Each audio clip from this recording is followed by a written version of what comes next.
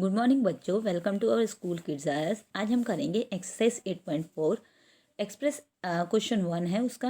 Express as rupees using decimals. A है 5 पैसा, तो 5 पैसा जो है उसको हमें डेसिमल्स का यूज़ करके उसको रुपीज़ के अंदर चेंज करना है। तो हमें पता है कि 1 पैसा इक्वल होता है 1/100 रुपीज़। ओके, तो 5 पैसा इक्वल हुआ 1/100 मल्टीप्लाई 5।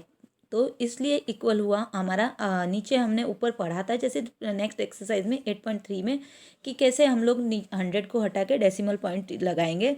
तो इसी प्रकार एक बार फिर से समझ लेते हैं यहाँ पे भी कि नीचे जो है हमारे डिनोमीटर में यहाँ पे क्योंकि 2 जीरो हैं तो इसीलिए हमारे न्यूमिनेटर में हम जो है डिजिट है हमारे पास 5 है, तो हम ऊपर न्यूमिनेटर में भी 2 डिजिट के बाद में जो है डेसिमल पॉइंट करेंगे। तो ये एक डिजिट हुई, एक जीरो लगाया और यहाँ हमारा डेसिमल पॉइंट आया। ओके, तो इस प्रकार यहाँ पे हमारा आंसर आया 0.05 रुपीज़। ओके, इसी प्रकार जो बी है, बी में हमें दिया हुआ है कि 75 पैसा। 75 पैसे को अभी हमें डेसिमल पॉइंट का यूज़ करके रुपीज़ में कन्वर्ट करना है।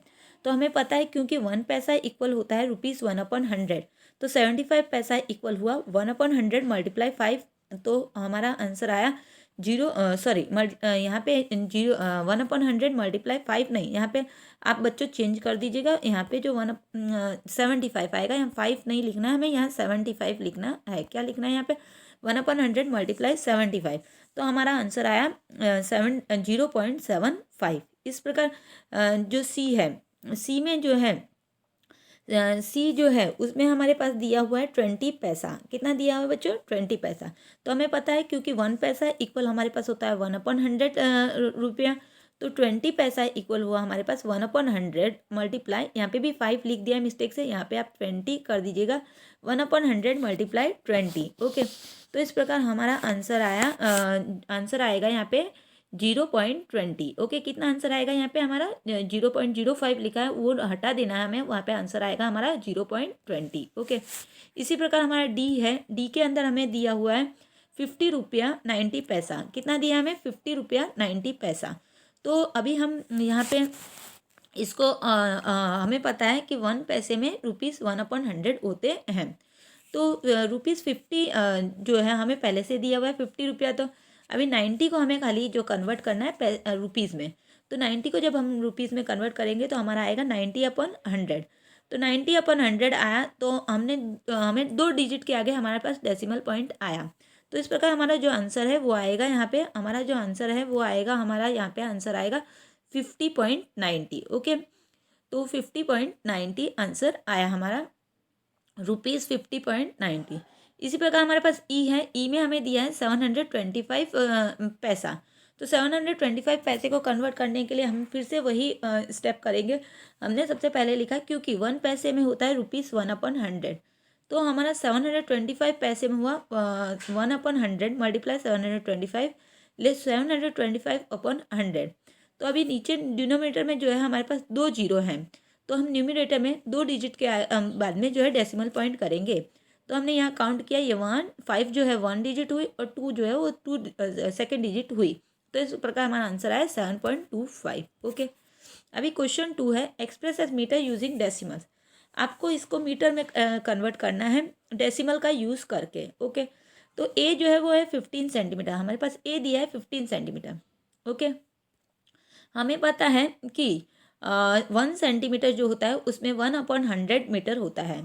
100 सेंटीमीटर इक्वल 1 मीटर हुआ, तो 1 सेंटीमीटर इक्वल हुआ हमारा 1/100 मीटर। Okay, 1/100 metre. तो 15 सेंटीमीटर इक्वल हुआ हमारा 0.15 मीटर।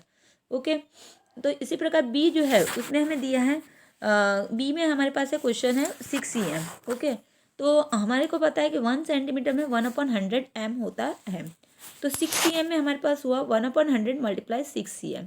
तो हमारा आंसर आया 0.06 m। ओके, तो इस प्रकार बाकी के जो है आपको अपने आप सॉल्व कर लेने हैं। भी क्वेश्चन 3 है, उसमें बोला एक्सप्रेस ए सेंटीमीटर यूजिंग डेसिमल।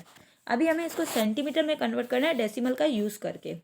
जो ए है, ए में हमें दिया है 5 mm। ओके, अभी हमें पता है कि 1 mm में जो होता है 1/10 cm होता है। 1 mm इक्वल 1/10 cm। तो 5 mm इक्वल हुआ हमारे पास 1/10 मल्टीप्लाई 5 cm।